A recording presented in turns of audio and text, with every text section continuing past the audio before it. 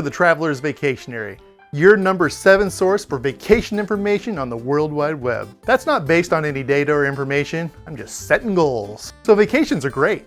Don't think anybody's arguing that point. We plan, we budget, we save, we travel, we overspend, we go deep into debt, we get home and question all of our decision-making skills, and at the first chance we get, we do it again. How did it all go wrong? Well, let me tell you, since you asked. Let's talk souvenirs. Souvenirs are a weird thing. We go on vacation and buy little trinkets just because it has the name of the place we visited on it. It's like a little war trophy. Behold, I have slain the vacation and I will add this memento to my wall of victories. Do we need them? Are we gonna buy them? Yeah, probably. Did you plan enough in your budget to buy what you're thinking about right now?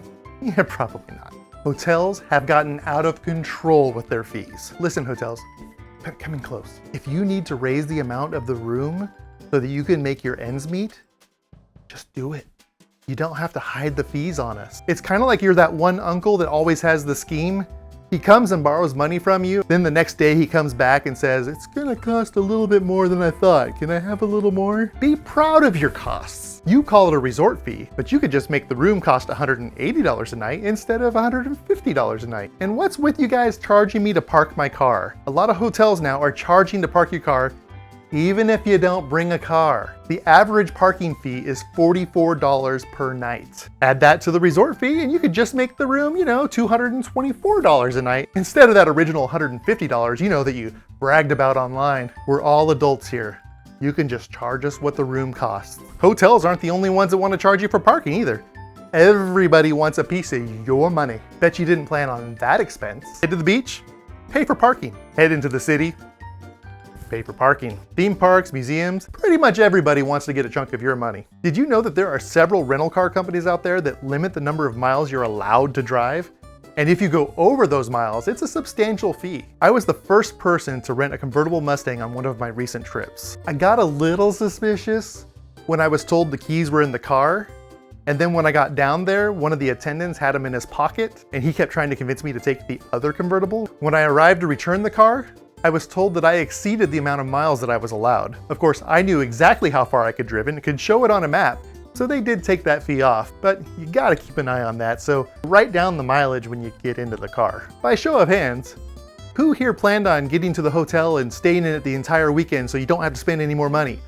Yeah, I thought not. It's all about the activities. Every activity you do while on vacation, usually about an hour long, and they cost anywhere from, $10 to $40 for that hour. So if you're not a math person, that averages out to be about $100 for that hour. That still leaves you with 11 to 13 hours more to entertain yourself. Food is important. It keeps you living. In fact, it's one of the top 4 things that keep you alive, just behind breathing, water, and shelter. Man, food is good on vacation. I don't know if it's the not having to cook it, or they just have some secret ingredient that we don't know about in our destination. But either way, it always costs way more than you think it's going to. And meals aren't the only thing you have to think about. You know you're gonna be stopping at a convenience store, grabbing a bag of chips, a Twinkie, and an extra large soda.